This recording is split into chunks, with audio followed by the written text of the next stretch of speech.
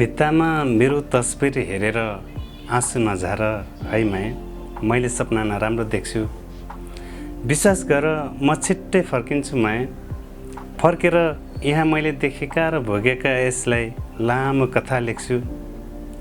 आमाले उखती खान बिर्सेलान् सम्झाइदिनु, बाघको चस्मा उल्टो भइरहन्छ मिलाइदिनु, नानी बाबुलाई समयमै विद्यालय पुर्याइदिनु।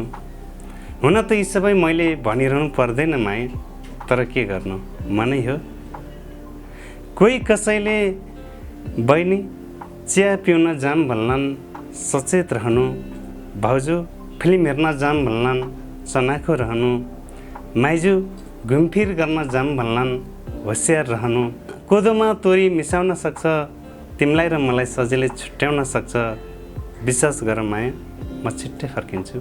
हामीले सरकारलाई दोष देखिरह्यौँ, आखिर सरकार रहि नै रहेछ। जसलाई सरकार भनिरह्यौँ तिनीहरू त कमिसन घिच्वा रहेछ, मान्छे बिचुवा रहेछ, भन्सारमा लुट मचाउने रहेछ, महासभामा गुट मचाउने रहेछ। विश्वास गर माया, म छिट्टै फर्किन्छु। जसरी गाउँमा युवा अडिँदैन त्यसै गरी देशमा पैसा बस्दैन, खाना खेर नफाल्नु। जसरी गाउँमा युवा अडिँदैन त्यसै गरी देशमा पैसा बस्दैन, खाना खेर नफाल्नु। आमा बुवालाई सम्मान गर्नु, नानी बाबुलाई माया गर्नु, माइती घर गई नरहनु, मोबाइलमा झुन्डी नरहनु। शङ्का गर्न सजिलो छ, रिस नपाल्नु।